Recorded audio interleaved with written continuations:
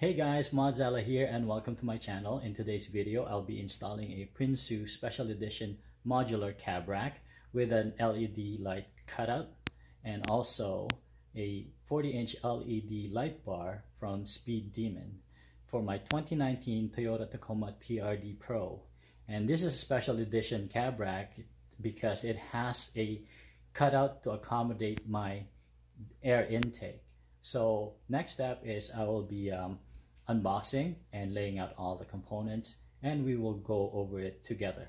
Now, if you're new to the channel, please hit the like and subscribe buttons, share this video, and let's get to it.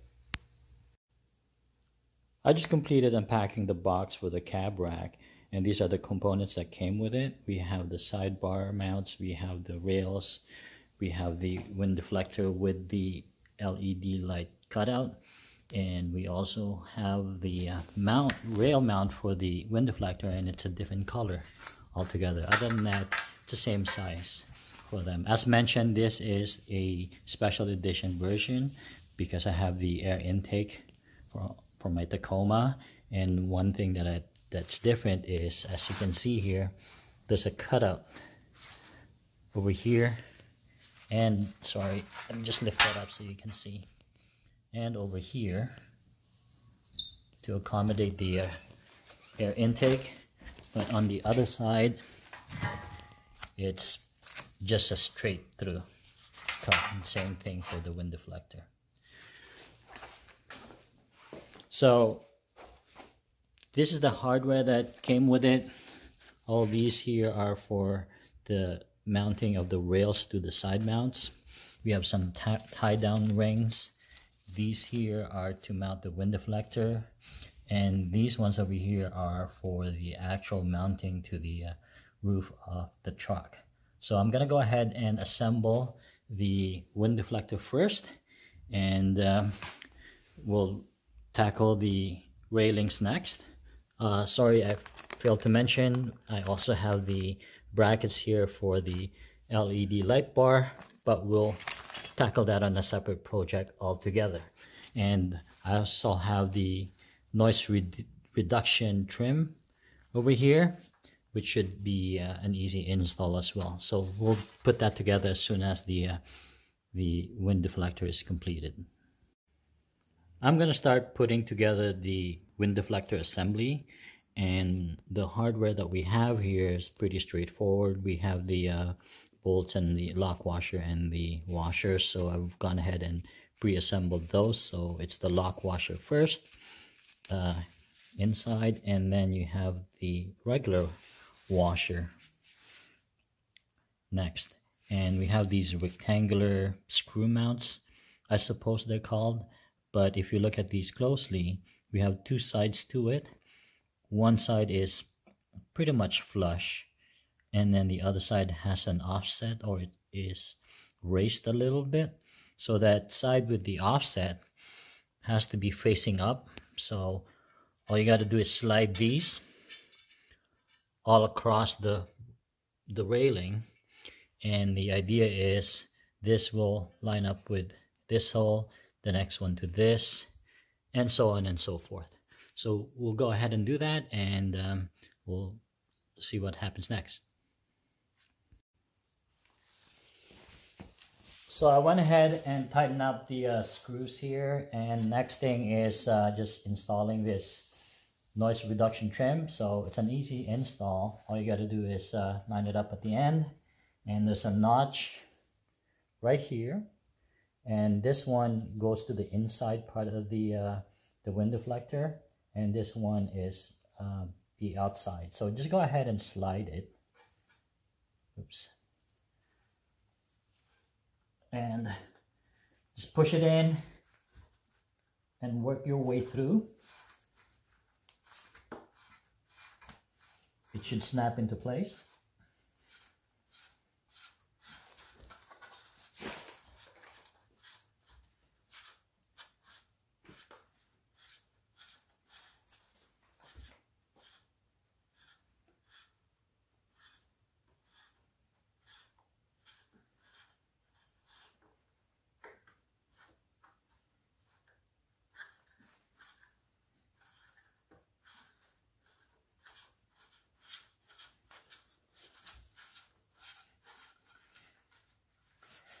Okay, so now that this is done, there's actually a little bit of extra at the end, so we'll go ahead and snip that later on.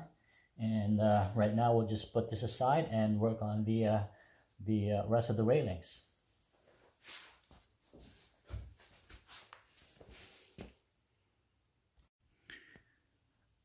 So to assemble the railings, this is our hardware, which is very similar to the wind deflector hardware, but longer screws. But the idea is you have the bolt, you have your lock washer, and your regular washer. So we'll go ahead and pre-assemble all of those first, and we'll mount the rails.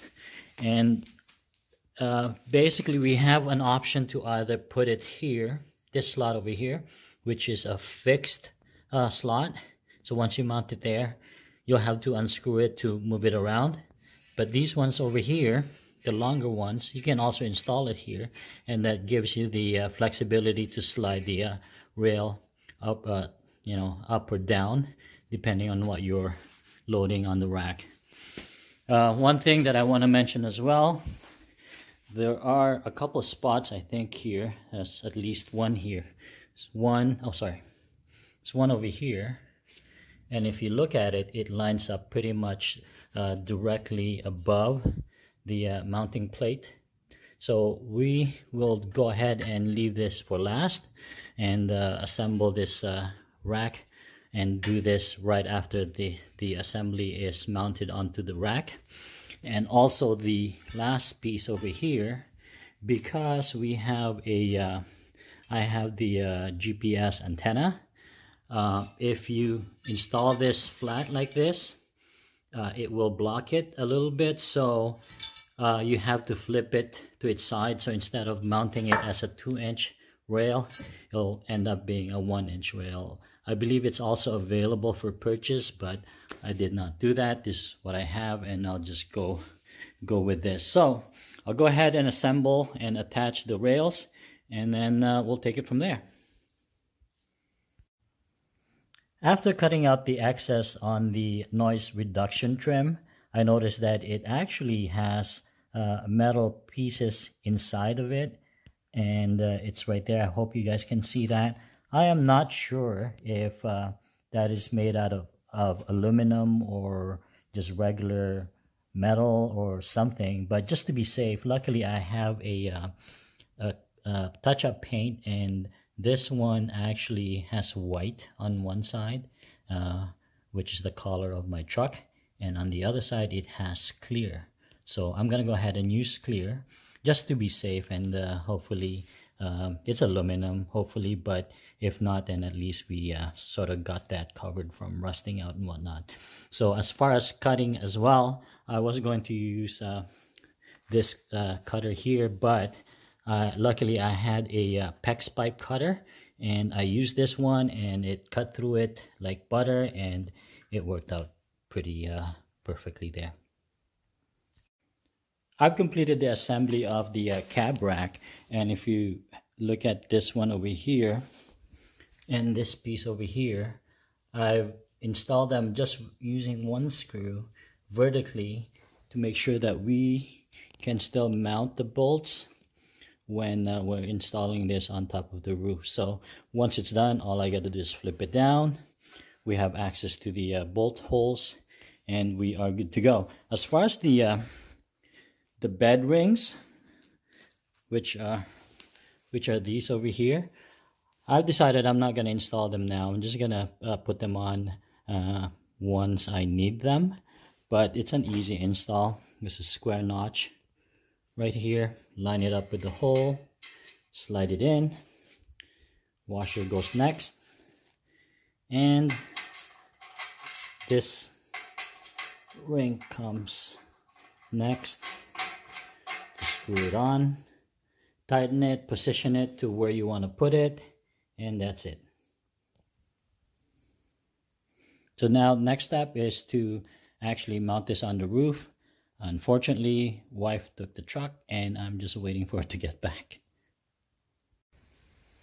Next step is to remove this rubber stripping on the roof, and to do that I use a flathead screwdriver to pry it up on this side, and I'm just gonna go ahead and pull out the whole thing on both sides, and we're ready to drill the holes so we can mount the spacers. So basically the way I'm marking this is I've lined up the rubber strip after I pulled it out just directly outside of the strip location here, and I used a right angle triangle and then line it up like so.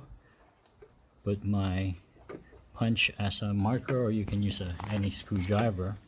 Sorry, it's kind of hard to do this with one hand, but I line it up like so. Make sure that I'm flushed and even, and then I'll go ahead and mark the strip with a pen, and I know that that would line up perfectly. I'm gonna go ahead and do that right across and the other side, and I'm gonna start drilling. To be honest, drilling the 3/4 inch holes on the roof rubber strips for the spacer cutouts was a lot harder than anticipated. I tried using different tools to get it done, from using different types of drill bits, chisels, drill press, and as you can see here, none of these methods provided a clean finish to the cutouts.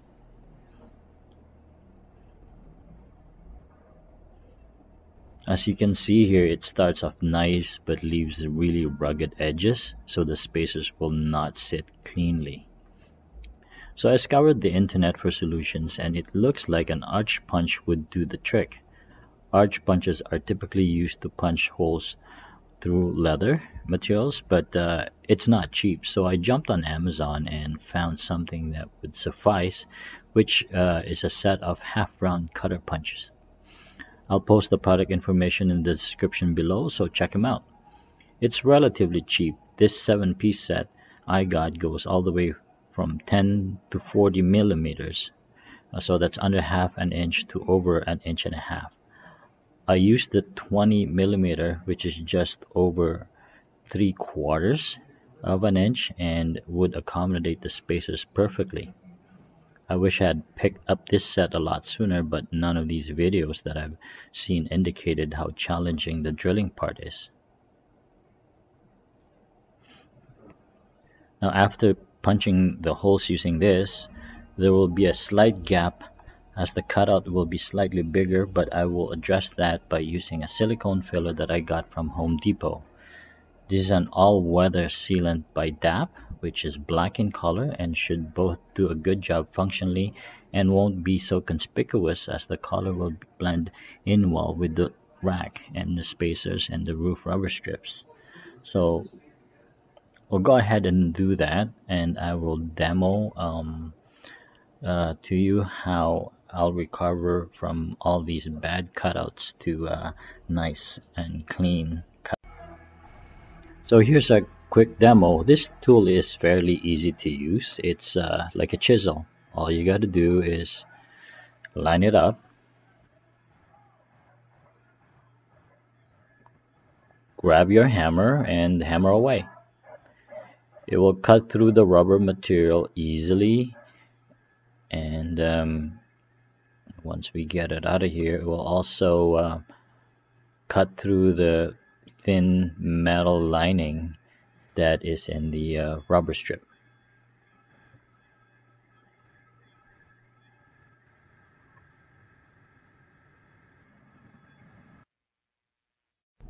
Here's the result. As you can see, the 20 millimeter half-round punch cutter did exactly what I wanted it to do. I couldn't rescue some of the crappy holes just like this one, but I'll be able to conceal the rugged cuts easily with the silicone sealant. I'll keep using the 20 millimeter punch to cut out the rest of the holes, which is 10 in total, so I have 8 more to go. So unfortunately, it started raining yesterday, and actually it's still raining now.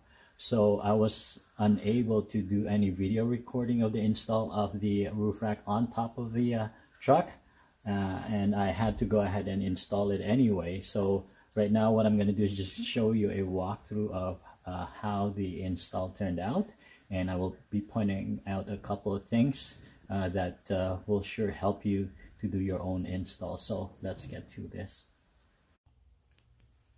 This is how it looks like installed.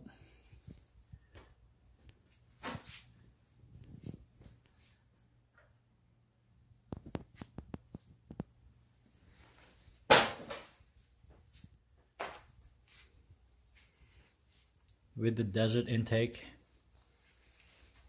as mentioned, we have the special cutout to make sure that that intake fits nicely, and also with the rubber strip noise reduction.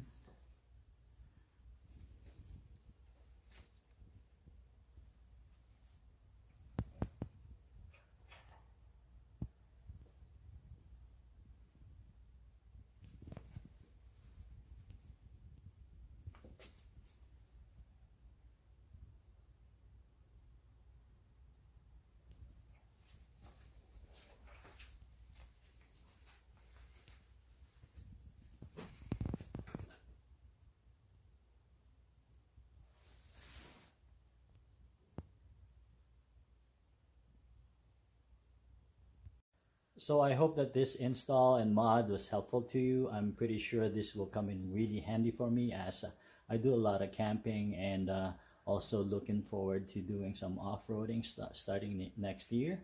So I hope you click that subscribe and like buttons to follow me with other mods that are coming up.